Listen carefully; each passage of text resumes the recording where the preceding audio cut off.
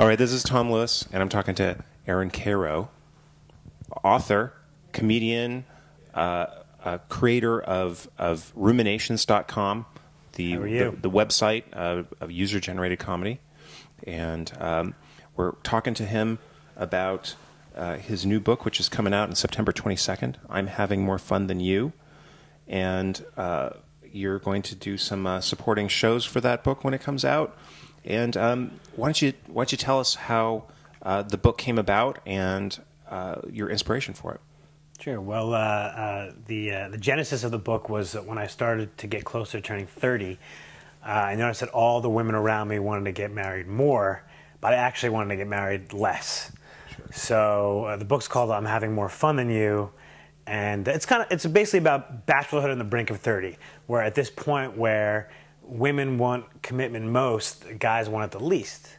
Because it's like, now I'm 30 and I'm doing well in my career and I got my shit together. Can we curse on this? Absolutely. We can curse on it, great. Yeah. It's for the web. It's like now, the women are like, why are all these guys like so opposed to the idea of being committed? I'm like, because I'm just getting the hang of being single. So that's what I'm having more fun than you about. It's a humor book, and it's broken down to all the different segments of bachelor life. Drinking, dating, going to weddings. I talk about some of the girlfriends I've had, but really it's kind of just a celebration of being single and just a lot of making fun of people who are not. People who are not single. Exactly. Those who are afflicted. Exactly. Betrothed, I think I use, I had to come up with a lot of synonyms when you're writing a book of such magnitude. Sure. So I used taken out back and shot, tied down, eliminated from competition. Sure. But yeah, basically out of the dating pool. Absolutely. And so do you have, let's see, a couple examples you could share with us about, some sharp delineations of huge difference between existence.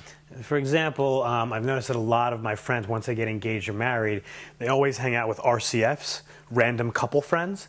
And I'm like, where the fuck did these people come from? Like, I never even met any of these people before, and now you're inviting me to your friend's wife's dinner party, fondue. I mean, what the fuck? I don't even know what Merlot is, really.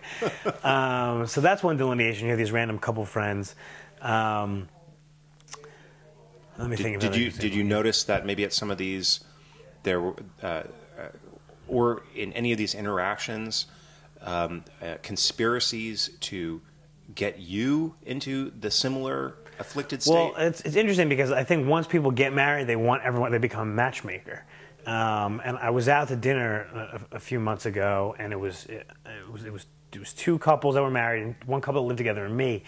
And I looked around and I was like, I'm the seventh wheel. I'm not even the third wheel anymore. I'm the seventh wheel.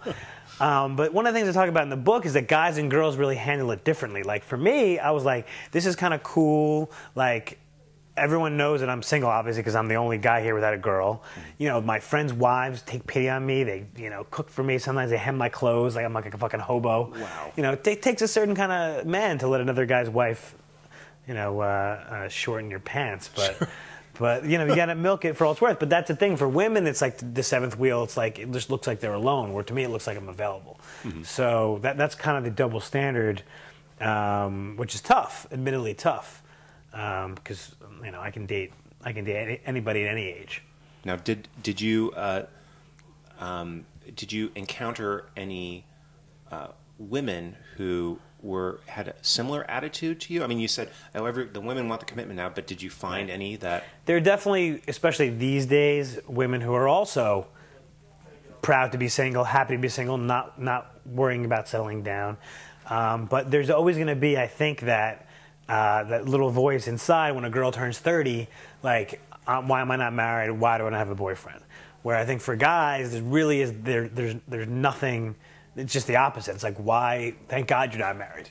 Mm-hmm. So, I mean, there is a little bit of a double standard, but there's certainly, women. The problem is that women can't go down.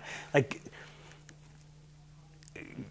I like to hook up with women who have the highest absolute value age difference different than mine. In other words, it doesn't matter to me if I hook up with a chick who's 25 or 35. The difference is still 5 years. Mm-hmm. So it doesn't really matter either way. I can go either way.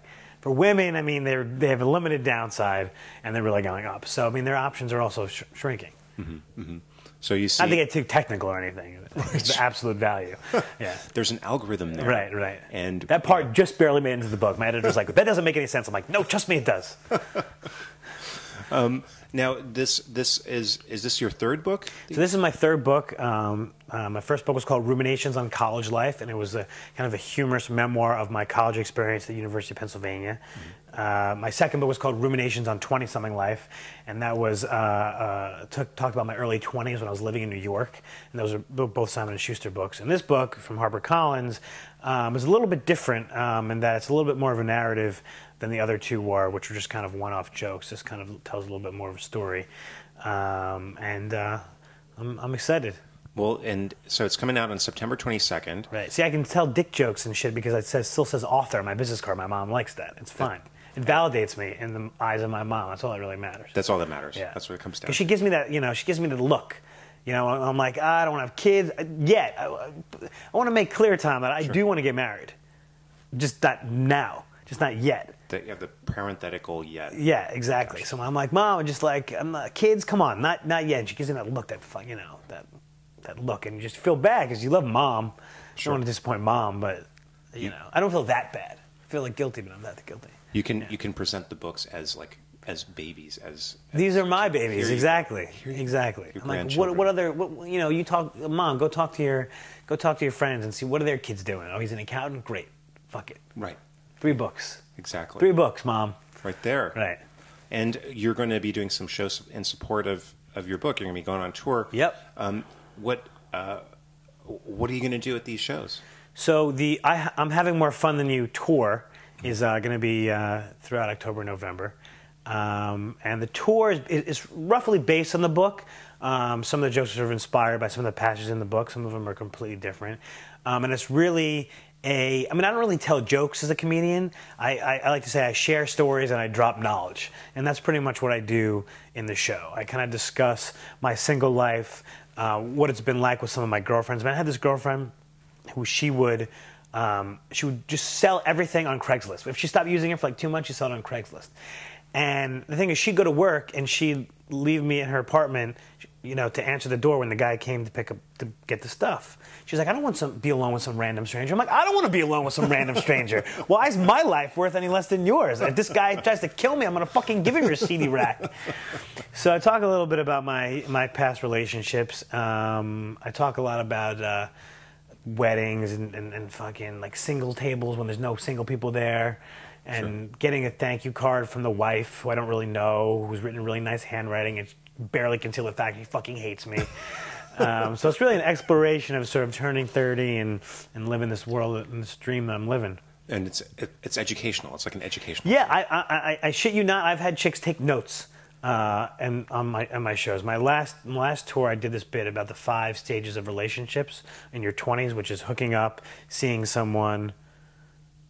I forgot my own. No, booty call, hooking up, seeing someone, being exclusive, boyfriend and girlfriend, the 5 stages. And they were girls really like, they'd ask me at the show, I got this, and you need to lay a framework out for the women.